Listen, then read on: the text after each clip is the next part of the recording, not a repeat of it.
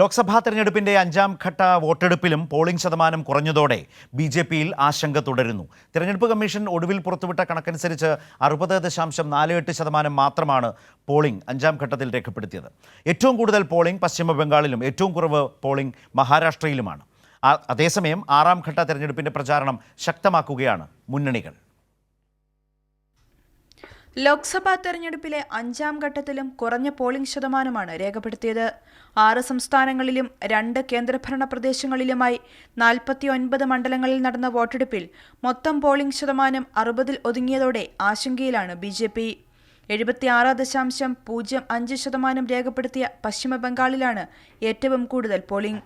കഴിഞ്ഞ ഘട്ടങ്ങളെപ്പോലെ 5ാം ഘട്ടത്തിലും മഹാരാഷ്ട്രയിൽ പോളിംഗ് ഇടിഞ്ഞു. കടുത്ത ചൂടും നഗരകേന്ദ്രീകൃത മണ്ഡലങ്ങളിലെ വോട്ടർമാരുടെ തണുത്ത പ്രതികരണവും 5ാം ഘട്ടത്തിലും മഹാരാഷ്ട്രയിൽ പ്രതിഫലിച്ചു. കർഷക ഭൂരിപക്ഷ പ്രദേശമായ നാസിക്കിലും ദിൻഡോരിയിലും താരതമ്യേന ഉയർന്ന പോളിംഗ് രേഖപ്പെടുത്തി.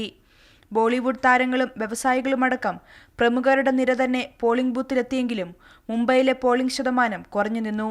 എല്ലാ സംസ്ഥാനങ്ങളിലും പോളിംഗ് കുറഞ്ഞപ്പോൾ കേന്ദ്രഭരണ പ്രദേശമായ ജമ്മു കശ്മീരിൽ ചരിത്രത്തിലെ ഏറ്റവും കൂടിയ പോളിംഗ് രേഖപ്പെടുത്തി. ഏറ്റവും കൂടുതൽ സീറ്റുകളിലേക്ക് പോളിംഗ് നടന്ന ഉത്തർപ്രദേശിലെ പ്രധാന മണ്ഡലങ്ങളായ റായ്ബറേലിയിലും അമേഠിയിലും പോളിംഗ് ശതമാനം കുറഞ്ഞു. കേന്ദ്രമന്ത്രി സ്മൃതി ഇറാനി മത്സരിച്ച അമേഠിയിൽ 54%, രാഹുലിന്റെ മണ്ഡലമായ റായ്ബറേലിയിൽ 57% വോട്ട് പോൾ ചെയ്തു. രാമക്ഷേത്രം യാഥാർത്ഥ്യമായതിന്റെ ആവേശം പക്ഷേ അയോധ്യയിലെ ബൂത്തുകളിൽ കണ്ടില്ല. ഇത്തവണയും പോളിംഗ് ശതമാനം കുറഞ്ഞതോടെ ബി.ജെ.പിയിലെ ആശങ്ക തുടരുകയാണ്.